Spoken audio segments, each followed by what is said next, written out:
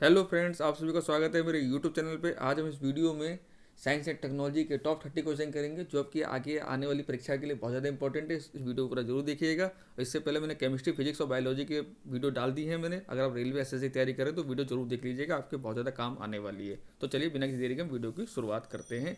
पहला क्वेश्चन है, निम्न में से कौन सी वह तीसरी पीढ़ी की दागो और भूल जाओ एंटी टैक गाइडेड मिसाइल है जिसका जुलाई 2021 में डीआरडीओ द्वारा सफल परीक्षण किया गया था। तो डीआरडीओ द्वारा सफल परीक्षण किया गया था, किया गया था MPATGM। उसकी फुल फॉर्म क्या है? Man portable anti tank guided missile. Option number C is the right answer. अगला क्वेश्चन है, निम्नलिखित में से कौन सा डीआरडीओ द्वारा विकसित एक मल्टी बैरल रॉकेट प्रणाली है? ये रिसेंटली भी लोको पीरियड में सवाल को पूछा गया था, ये अच्छा सवाल है ये। तो इसका जो राइट आंसर है वो है आपका क्या आगे सवाल ये रहा, पिनाका। Option number B. अगला सवाल है, चंद्रमा की सतह पर सुरक्षित रूप से सॉफ्ट लैंड करने वाला पहला वाहन कौन सा था? तो चंद्रमा की सतह पर सुरक्षित लैंड करने वाला जो पहला वाहन था, अपोलो 11 लगा के मत आ जाइएगा, अपोलो 17 ये नहीं था, लूना 9 था। Option number A. और नील आर्मस्ट्रॉन्ग कौन से उससे गया था? वो गया था अपोलो 11 मिशन से। ठीक है ना। अगला सवाल है, इसरो के सबसे शक्तिशाली रॉकेट GSLV मैक 3 को क्या दिया गया उपनाम है? तो GSLV मैक 3 को जो उपनाम दिया गया है वो दिया गया है फैट बॉय। ठीक है ना। Option number A.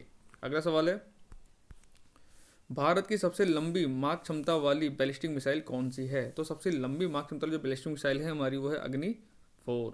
Option number C, sorry अग्नि 5 है ये। अगला सवाल है, किस सुपरसोनिक क्रूज मिसाइल का नाम भारतीय नदी ब्रह्मपुत्र और रूस की मोकवा नदी के नाम पर रखा गया है? तो भारतीय नदी ब्रह्मपुत्र और रूस की मोकवा नदी जो नाम रखा गया है वो है हमारा जॉइंट वेंचर है, उसका नाम है ब्रह्मोस। Option number D. अगला सवाल है, डीआरडीओ द्वारा विकसित निम्न में से कौन सी मिसाइल हवा से हवा में मार करने वाली मिसाइल है? तो हवा से हवा में जो मार करने वाली मिसाइल है वो हमारी है अस्त्र। Option number C. अगला सवाल है, पहला भारतीय संचार उपग्रह कौन सा है? आर्यभट्ट, रोहिणी, मॉम या एप्पल? तो पहला भारतीय संचार उपग्रह आपसे बोल रहा है ये, संचार उपग्रह। आंसर आप लाएंगे एप्पल। Option number D. और ये मॉम कौन सा मिशन था? ये था मार्स ऑर्बिटल मिशन। ठीक है ना। अगला सवाल है, चंद्रयान 2 के लैंडर का नाम किस वैज्ञानिक नाम पर रखा गया था? तो चंद्रयान 2 के जो लैंडर का नाम है वो रखा गया था विक्रम साराभाई के नाम पे। उसका नाम क्या था? विक्रम नाम था। ठीक है ना। अगला सब, मिशन शक्ति का संबंध किससे है? तो मिशन शक्ति अगर आपने न्यूज़ सुना होगा तो बहुत ज़्यादा न्यूज़ में चला भी था ये। तो मिशन शक्ति क्या था? ये भारत का एक एंटी सैटेलाइट हथियार का पहला परीक्षण था। Option number A. अगला सवाल है, चंद्रयान फर्स्ट को का उपयोग करके लॉन्च किया गया था। तो चंद्रयान फर्स्ट को जो लॉन्च किया गया था वो किया गया था PSLV-C11 से। Option number C. अगला सवाल है, भारत में पहला परमाणु ऊर्जा संयंत्र कहाँ स्थापित किया गया था? तो बहुत ज़्यादा इंपॉर्टेंट सवाल है ये। तो पहला परमाणु ऊर्जा संयंत्र स्थापित किया गया था तारापुर में, महाराष्ट्र के तारापुर में। अभी कैगा कहाँ पर है? ये भी है हमारा, ये है हमारे कर्नाटका में, ये पूछा जाता सवाल। काकरापार कहाँ पर है? ये हमारा है गुजरात में। और लास्ट कलपक्कम सब जानते ही, ये है हमारे तमिलनाडु में। ठीक है ना। अगला सवाल है, विक्रम साराभाई अंतरिक्ष केंद्र कहाँ स्थित है? तो ये स्थित है आपके थिरुवनंतपुरम में। Option number B. अगला सवाल है, भारतीय अंतरिक्ष अनुसंधान संगठन के प्रमुख केंद्रों में से एक सतीश धवन अंतरिक्ष केंद्र कहाँ स्थित है? तो सतीश धवन अंतरिक्ष केंद्र जो आपका स्थित है ये आपके स्थित है आंध्र प्रदेश में। Option number D. अगला सवाल है, निम्नलिखित में से कौन अंटार्कटिका में भारतीय अनुसंधान केंद्र नहीं है? तो देखो नहीं है तो दक्षिण गंगोत्री है हमारा, भारती भी है और मैत्री भी, लेकिन हिमालय नहीं है। राइट आंसर होगा ऑप्शन नंबर बी। अगला सवाल है, भारत का रेडियो खगोल विज्ञान केंद्र कहाँ स्थित है?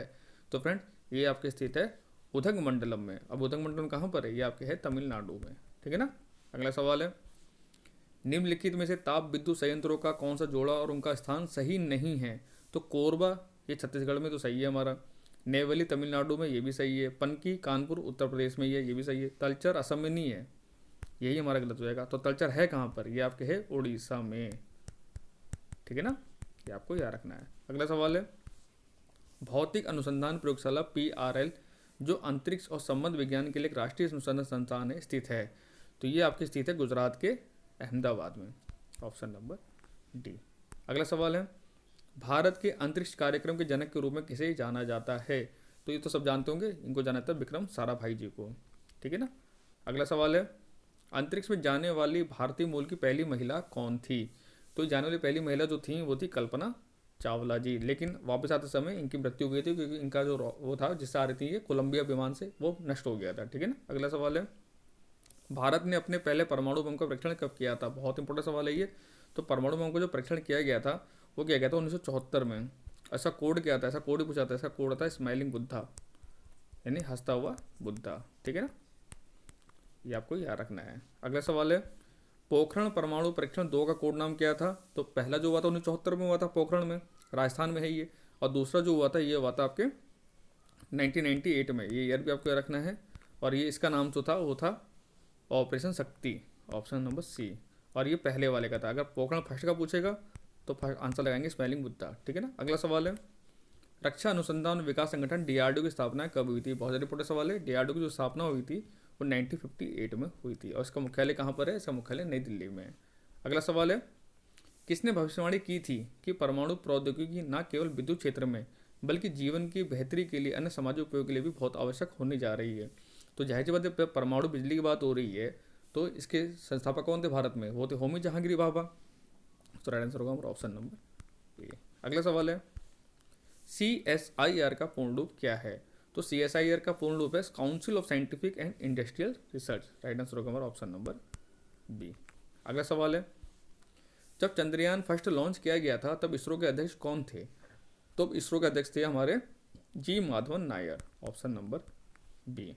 और इसरो की स्थापना कब हुई थी? 20 साल पीछे पूछा जाता है। तो इसकी स्थापना हुई 1969 में। इसका मुख्यालय कहाँ पर है? इसका मुख्यालय बेंगलुरु में। ठीक है ना। अगला सवाल है, निम्नलिखित में इसरो केंद्रों का जोड़ा कौन सा युग्म अपने स्थान के साथ गलत तरीके जुड़ा हुआ है? यानी एक गलत है, 3 सही है हमारे। तो तरल प्रबंधन प्रणाली केंद्र तिरुवनंतपुरम केरल में है, ये तो सही है हमारा। विक्रम साराभाई अंतरिक्ष केंद्र तिरुवनंत केरल में है, ये भी सही है। UR Rao satellite centre Bengaluru, ये भी सही है। सतीश धवन अंतरिक्ष केंद्र चंडीगढ़, ये भी मैं आपको बताया था। सतीश धवन अंतरिक्ष केंद्र कहाँ पर है? आंध्र प्रदेश में, चंडीगढ़ में नहीं है। तो राइट आंसर होगा हमारा ऑप्शन नंबर डी। अगला सवाल है, इसरो की पहली व्यावसायिक और विपणन शाखा कौन सी थी? तो पहली व्यावसायिक और विपणन शाखा जो थी वो थी Antrix corporation limited, option number D. अगला सवाल है, इंदिरा गांधी परमाणु अनुसंधान केंद्र स्थित है? तो इंदिरा गांधी परमाणु अनुसंधान केंद्र है, ये तमिलनाडु के कलपक्कम में है, ऑप्शन नंबर डी। कहाँ पे प्रक्षेपित पहले भारतीय उपग्रह का नाम क्या था? कक्षा में प्रक्षेपित पहले भारतीय उपग्रह का नाम था, वो था हमारा आर्यभट्ट, ऑप्शन नंबर सी। और कब? 1975, ये भी आपको याद रखना है। अगला सवाल है, तो फ्रेंड यहाँ टॉप 30 सवाल समाप्त होते हैं। Thank you so much. Channel पहले चैनल सब्सक्राइब जरूर कर लीजिएगा। मिलते हैं आपसे नेक्स्ट वीडियो में।